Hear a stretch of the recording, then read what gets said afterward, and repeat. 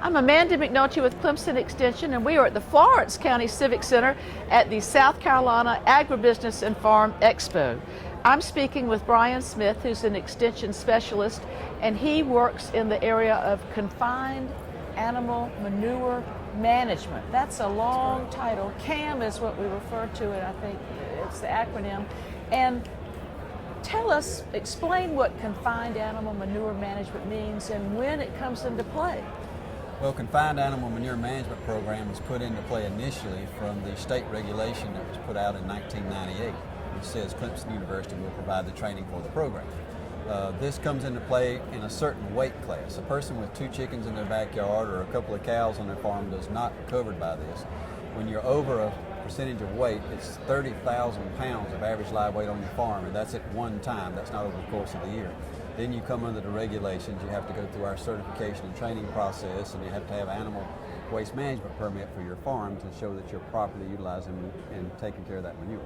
Now, if someone has a large beef cattle herd and they're wandering all over the property, that's not considered confinement, is that correct? That's correct. They are ranged across the property. As they develop their manure, they are dispersing it as they go around, so it's not concentrated in any one area. Okay, but we have certain industries, some of our dairy areas, dairy farms I would think, because of the cows being brought together to be milked, and particularly our poultry, when I think, you know, I mean a little bird doesn't seem like a lot, but when you consider how many are in a facility, I guess those are confined animal facilities where the weight probably comes into play. They are.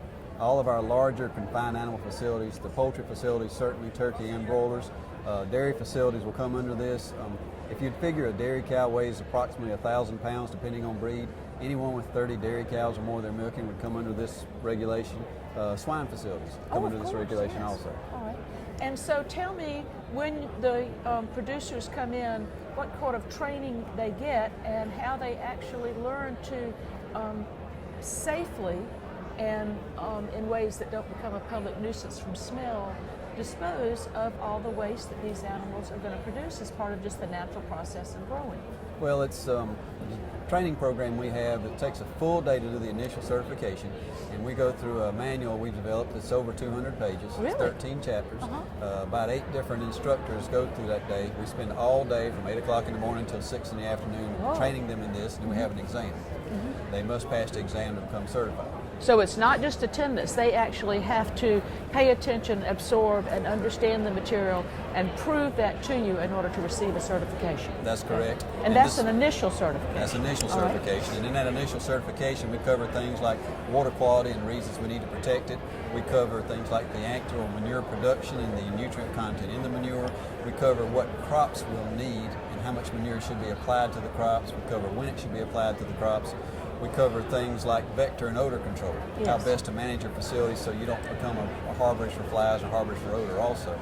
And we also cover biosecurity, making sure you can take care of things if an animal disease comes into areas so your animals are not affected. Oh my goodness. So is applying this material to field crops that are growing where it can be part of the nutritional requirements, is that one of the major strategies? That is one of the major strategies, and animal manure is a wonderful fertilizer because most of the nitrogen in animal manure is organic, and it is immobile. It won't move with water. It has to be mineralized or broken down to become available to the plant. So in effect, you're putting out a slow-release fertilizer on your plants. Which is exactly what we want to do in order to protect water quality. So nature had it figured out long before Osmocote came along. Exactly, it does the exact same thing. And then are there other requirements as how much you can put out on one field, or and how many times a year, things like that? It's all based on the crop need.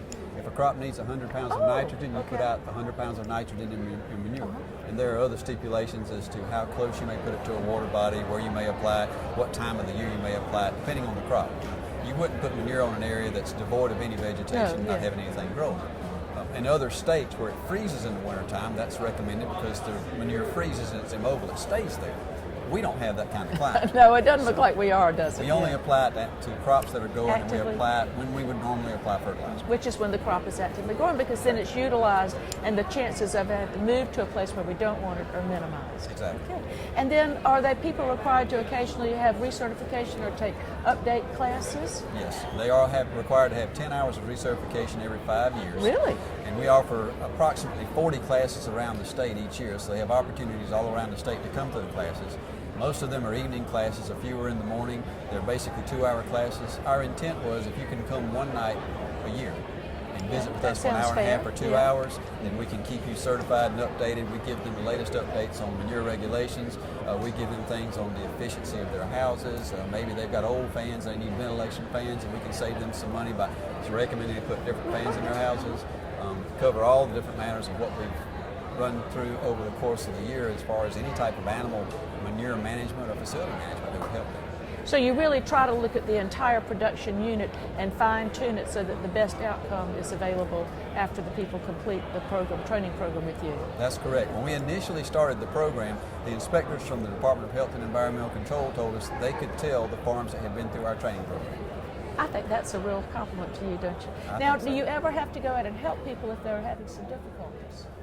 If they have any issues, they'll come to their local county agent, and if the local county agent can't help them, then they'll contact one of the specialists, and the specialists will work with them also. So the extension model is at work and working for confined animal manure management, and I think that we're mighty lucky to have someone with your good sense and intelligence making certain that this program is offered to farmers in the very best way. Thank you for taking the time to explain it to us. Thank you, Amanda. I appreciate that.